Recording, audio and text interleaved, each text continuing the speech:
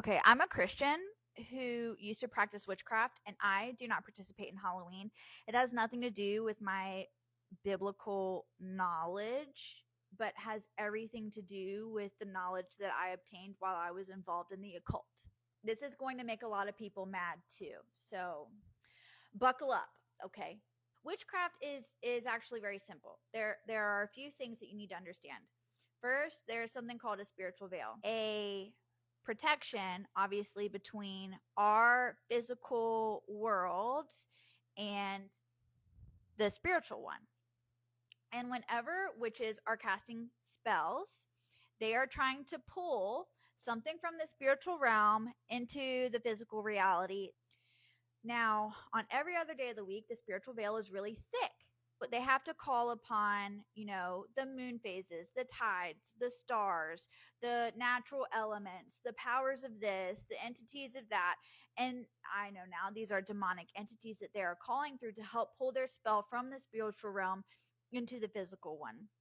Wasn't aware of that at the time, but I digress. The days leading up to Halloween, like the 3 days leading up to Halloween itself, and then the 3 days after Halloween, there is something going on with the veil where it is thinning out.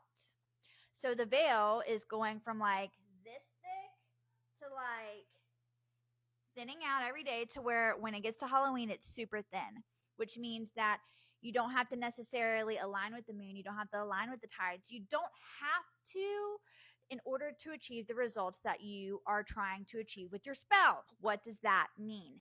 That means that there are more spells than ever being cast on the days leading up to Halloween, the days of Halloween, and the days following Halloween because there is such little resistance with the spiritual veil. So I want you to imagine that on the days leading up to Halloween, Halloween Day, and then the days following Halloween, just imagine all of these arrows flying through the air that you cannot see. These are all the spells, curses, and hexes that are being cast because there's the least amount of resistance.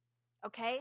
As a Christian, you cannot be demonically oppressed, and demonic principalities cannot operate in your life unless there is explicit permission. Explicit permission does not have to be a verbal, I give permission. Permission happens by way of actions, thoughts, coming into agreement to's, or acceptance. Okay? Halloween, on the surface of it, is just dressing up and getting candy. That is not that deep.